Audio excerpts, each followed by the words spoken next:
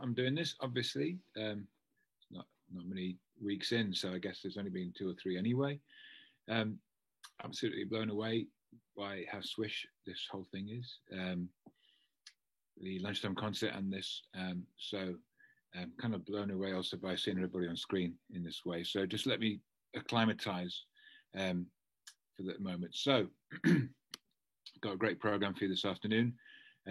Normally I'd be saying something like, could you make sure your mobile phones are switched off? But obviously that isn't really necessary in this context. But maybe, I guess, try not to duck outside for too many smokes on screen, because you'll just make me jealous. But I've already had to deal with that this morning. Okay, let me bring up the program. So first up, we have a performance from Ruby Turner, who's going to be playing the flute with an accompanist, or a flute duet. I'm not quite sure if I got that detail properly there, but it's a flute duet and by an unknown composer. So we'll find out a little bit more about the identity of that composer after we've heard Ruby Turner. Ruby Turner, please.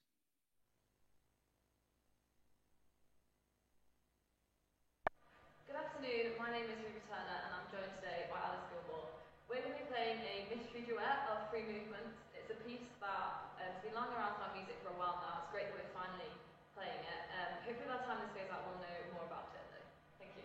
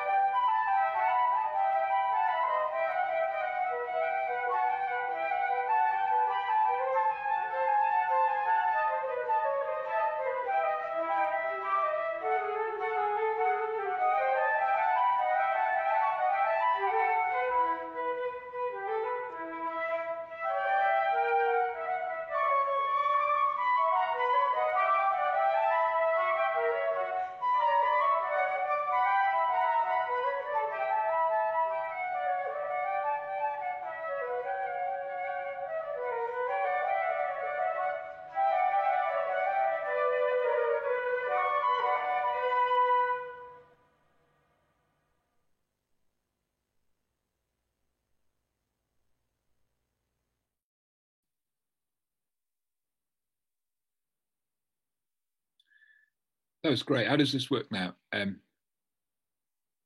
Do I get to see Ruby? And right, there you are. Okay. Hello. All right. All right. So it stays like this. I was kind of wondering if we were going to kind of split screen the two of us, but no, obviously. Okay, that was great. Well done. Who's the other flautist? It's Alice. Alice Gilmore. I played with her last week as well for her. Okay. All right. Yeah. Okay. So, some people I know really well, and some people I don't know at all. So, what stage are you at? We're finalists. Okay, and you're both doing flute as sort of performance specialism. Yeah, both major performance. Cool. Yeah, because a lot of the comments in the chat were complimenting how well you played together. So I'm guessing you must practice together quite a lot. Yeah, we've loved playing duets for the past few years we've been at uni. So yeah, that particular one we haven't done too much, but I mean, having the experience of playing together of other pieces, it really helped. Yeah. What other sorts of things do you normally play then? I mean, whatever we find, to be honest, from like more contemporary to the classical baroque.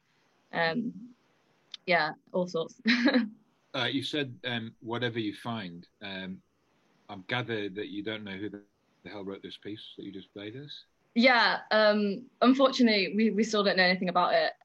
We found it's just one of those pieces that's been in piles of music, but we've emailed around trying to see if any of the flute teachers recognise it, but unfortunately not. We think it's baroque. We think it might be Telemann just from the way it's written and having played lots of Telemann before, but yeah, we don't know for sure.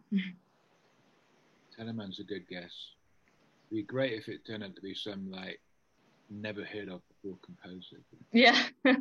or even somebody on the degree now. No, but where did you find it? Where's so it was actually Alice. Alice had it originally. I'm not sure. I can't remember where she said she picked it up, but yeah. Because when you said that, I was thinking that I guess even still there's that weird room that we call the ladies' waiting room or something. It's in the Armstrong building. It's like this weird first floor place, and they stored all the old manuscript, because obviously when I first came to the department, it was still an old school music department. There's still loads of scores and stuff around, and so there is shed loads of music sitting there that I guess it's quite hard to find music without the composer's name on it. That's quite unusual, right? Yeah. It was quite unlucky for us, but it was fun to play. So what other sort of stuff are you doing for your final program? Have you worked that out yet? Not quite. I'm looking at doing a Piazzolla piece, which is more like the Spanish kind of tango, as well as probably a baroque one as well, and a romantic. What other sorts of areas do you play in? Do you stay with classical, or do you do other stuff? With the flute, I tend to stay with classical. Yeah. What else do you play then? I do some singing and more like contemporary singer-songwriter type things, but not for uni. All right. You don't want to advertise any of that online now? No, that's all right. Okay. So we'll have to do our own detective work now, just like you do with the flute piece. Okay, thanks, Ruby. That's Thank brilliant. you. Okay, let me just get back to my notes here. Getting good at this now, flicking between the Zoom screen and my Word doc. So next up, we've got Sam Baxter, who's a fiddle player, and he's going to be playing us a slow air from Ireland called Paddy's Rambles Through the Park, and then a set of English tunes, which he can tell us a bit more about once you've actually heard him play them.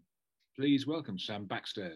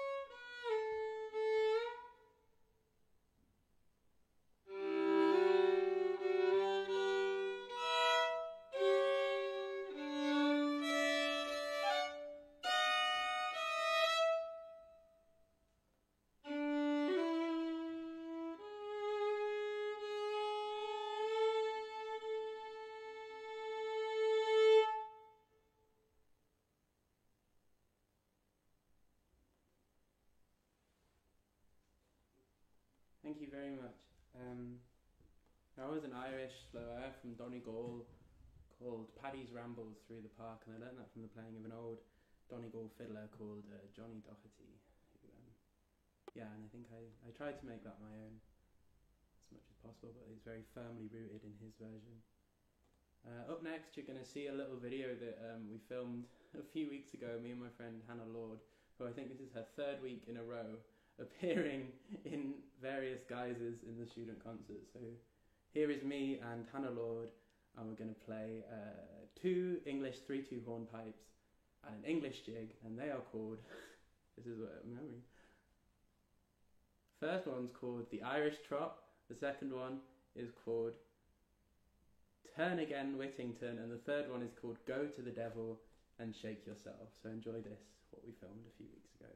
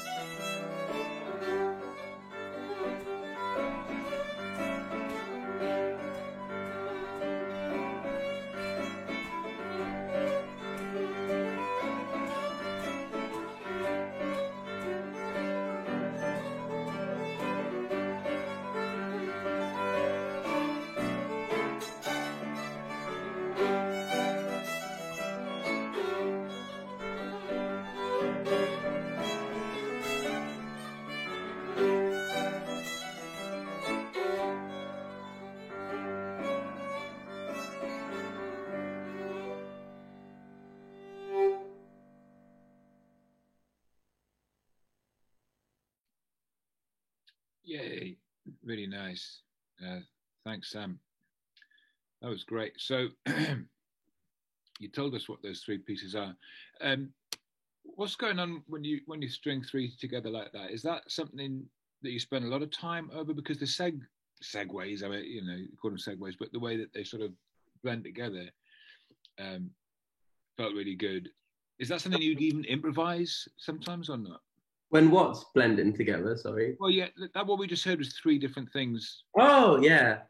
So like I think there's a tradition in the music of these islands that you pair tunes with other tunes the way if you think they work well together. So that was a set of tunes. So that was very like meticulously rehearsed, the transitions and sort of trying to get things. I think that you try and find tunes that work well together in the first place, but also working within the arrangement to try and make them gel better together. What I really enjoyed about the whole performance was, and there are a lot of comments that sort of allude to this, is the way that you're definitely inhabiting that music and you're definitely playing it and you're performing it for you as a human, as a piece of biology, emotional biology. What do you do? Are you? I mean, I'm. This is a relatively unknown world to me. This, but I know that in that world you're playing quite a lot in pubs at sessions and stuff. Is that something, I mean, is that something you're doing regularly? And obviously not at the moment. I mean, yeah, not right now, but normally. Normally, what would your kind of routine be like? A gig, or sessions really? So I guess like every Thursday we're at Bar Loco normally, and you know, I think this music, particularly when you're doing it in a session or at a pub, it's not really about the music necessarily as much as it's about that social interaction and getting pissed with your friends. And you know, as the amount of alcohol you've drunk increases, the quality of playing decreases. But it's like I can't describe how fun and amazing it is to just be sat in like a pub back room somewhere until, you know, 1 a.m, like blind drunk playing fiddle tunes. When did you start doing that in your life? I was 16 probably, I think, when I first started going to the local pub it's called the Globe Inn in Glossop, and it was just, and yeah, that's sort of where I learned the basics of everything. Turned up there as sort of a classical musician who had, you know, like a big interest in folk music, didn't really know how to do it. Yeah. And just sort of all these old men that are now like really good friends. It's just like, you know, that's so good. Learn so much from, and they teach you tunes, and you just sort of, and by osmosis, it's almost like nobody was really telling me, well, not anymore. Now Katrina tells me what to do all the time, but like back when I was learning then, it was more like osmosis. You just sort of pick up tunes. You just sit there, because I didn't know any of the tunes when you first go. Like you just sit there and you hear them enough times. Sorry, I've been told not to swear. You hear them enough times. They just are in your brain. Yeah, and the ways of playing them are in your brain. Are you? You're from Glossop? Yeah. Do you know Sam? You must know Sam Partridge, right? Of course, I know Sam Partridge. with the two people called Sam who both play folk music, who both did the folk degree. He went to the same school as me. I only met him though after I'd come to Newcastle though. Sam Partridge, the guy that I used to sell all my unused tobacco to, and who learned a whole new instrument for his masters and still got it. And he's bloody good at it as well. It's really annoying. Can I just quickly ask you one more question? Because a lot of people are talking about your rubato and your timing and stuff, but I've really, really enjoyed the way that you're kind of leaning into certain notes quite sort of gesturally, and then also you're going to linger on different things.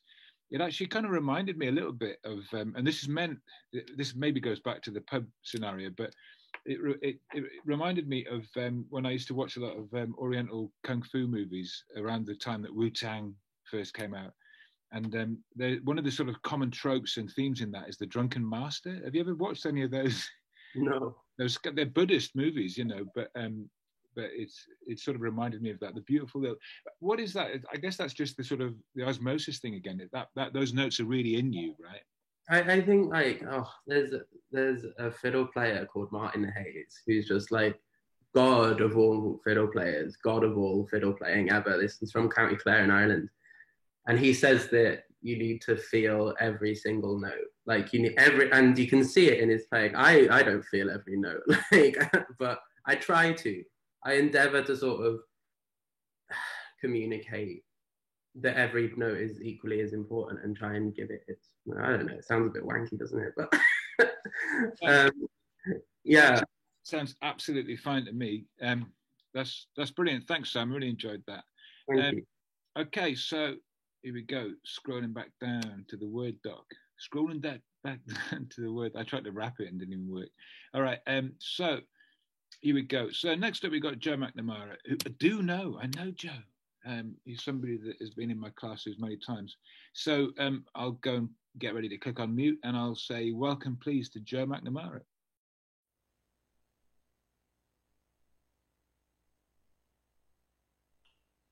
Hi everyone, today I'm going to be playing Isn't She Lovely and my own composition which is called Lockdown Beat. Hope you like it.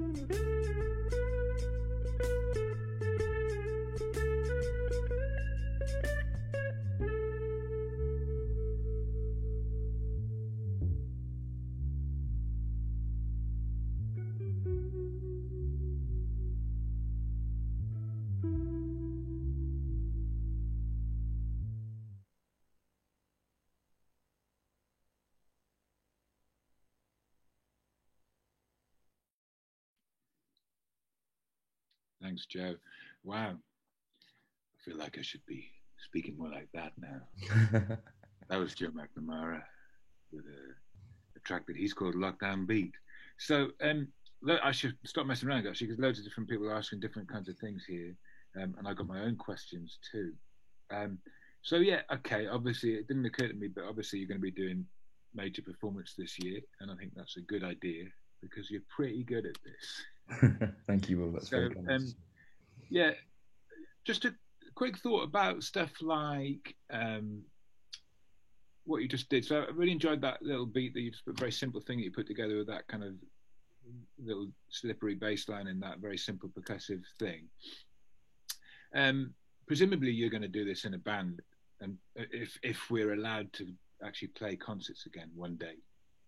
Yeah, so that's the dream, obviously. But for the moment, it's kind of just me sitting in my bedroom trying to piece it all together. Mm-hmm.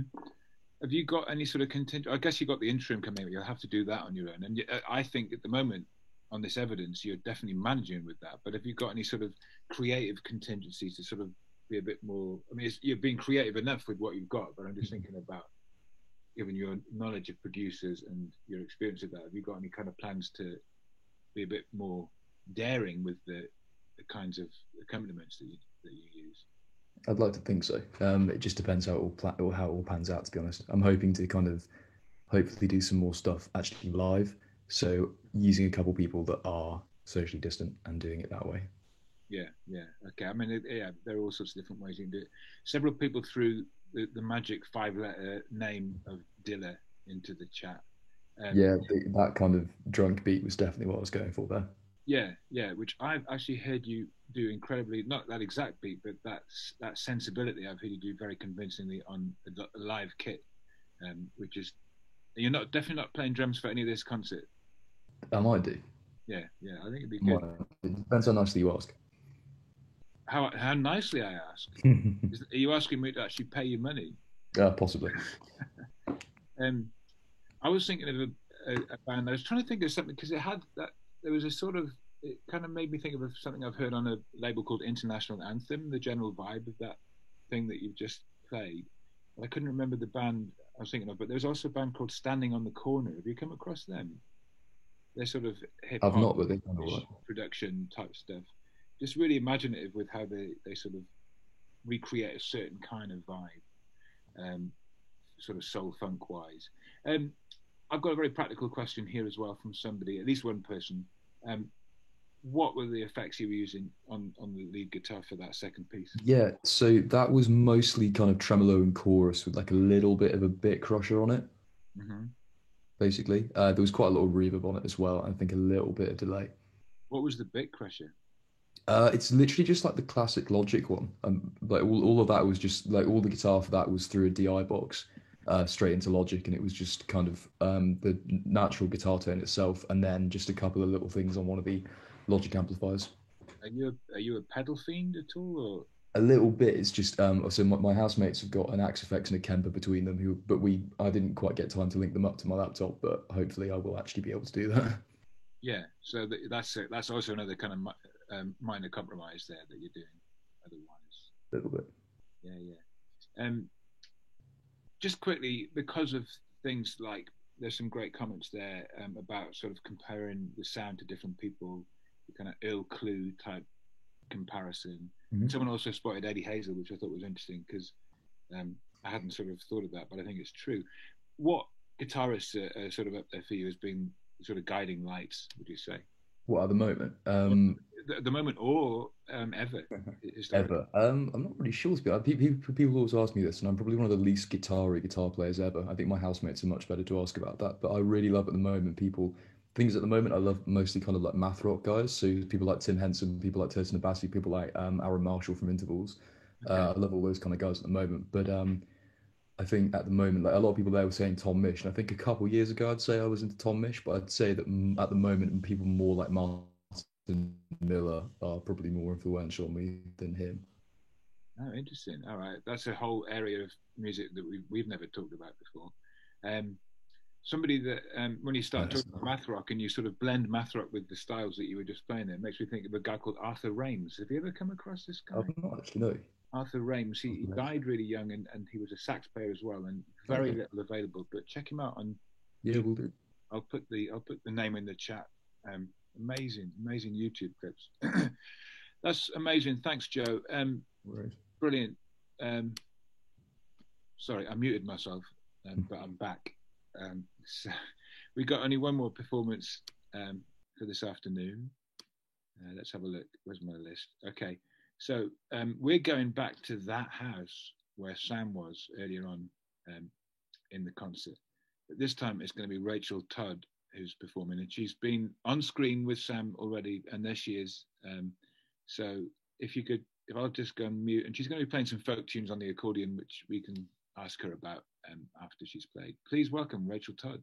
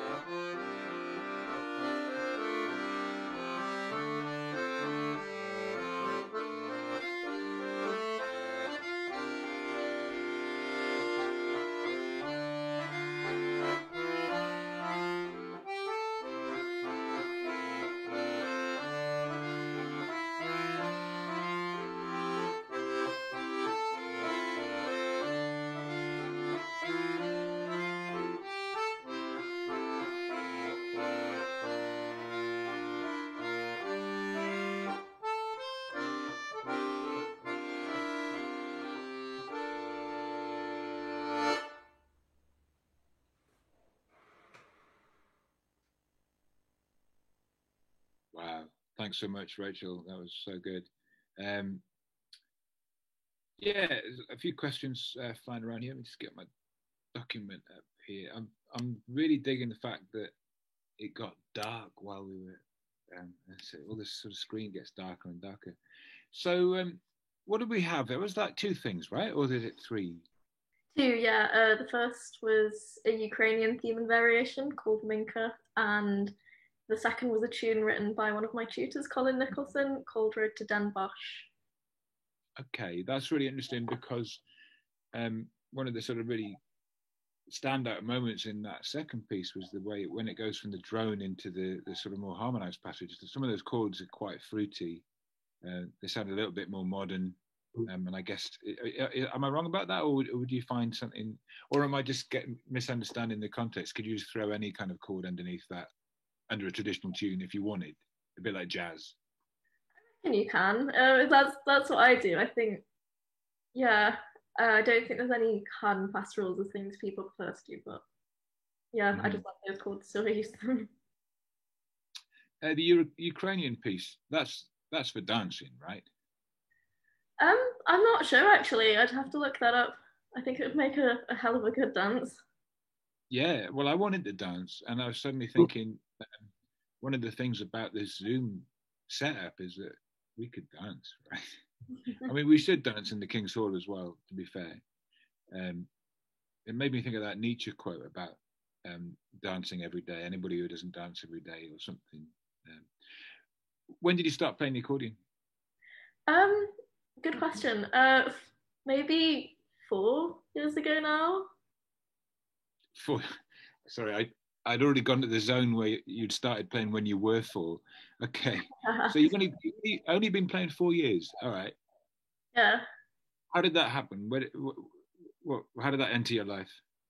I started on classical violin, and then I joined a youth folk band back home, and I was introduced to all these wonderful tunes and instruments. And yeah, I decided I wanted to learn another one. So of course I picked the biggest instrument I could find. Well, I wasn't really sort of spying in because I was kind of looking at people's questions and notes. What is that? 48? It's not 128, right? No, it's a 96 bass. 96, so pretty big though, all the same. Yeah. Have you got other instruments? I mean, is that the only one you've got so far? Or? Yeah. Yeah, and is that how it works? If you're a 96 player, you sort of generally stay one, or do people accumulate like several different instruments? I know people who do. I think it's more common with melodeon players because they can be more on the diatonic side. People generally tend to stick with one instrument with piano, accordion. Yeah, so piano, accordion. That you're talking chromatic then. Is that what that means basically?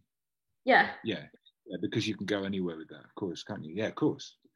What was I going to ask? Yeah, I got given an accordion once, and I absolutely love it as an instrument. I'm so jealous watching people. I was so jealous watching Sam knocking out that performance at the end of his masters when he played the squeeze box. I think I just love reeds and maybe mechanical reeds, possibly. The thing that I could never get was the whole coordination of the breathing, I guess. How long did that take? Was it easy for you, or did you have to really struggle? I would have struggled.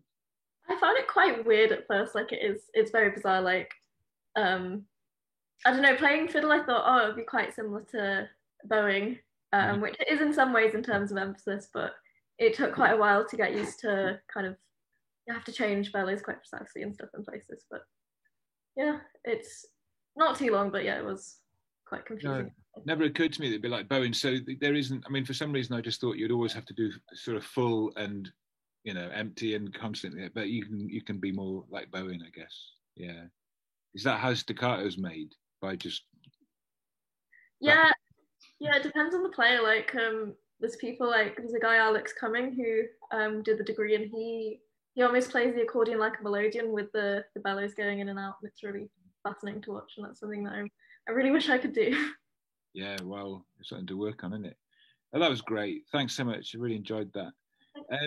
Okay, so that's the end of the concert. Normally, when I'm doing this live, Olivia gives me a piece of paper with some announcements, and I'm noticing that she's sort of doing that in the chat. But there's one that I did spot. I might as well shout out for her, which is that if you haven't already gotten in touch with your instrumental tutor so far, then please do so by the end of today. That's it. That's the end. I don't know when I'm up next, but I can't wait because that was absolutely mint. And thanks so much for all our performers who entertained us and answered the questions so beautifully as well. What a treasure. I mean, what a privilege, but a treasure as well. But it was really good. Thanks very much. Bye.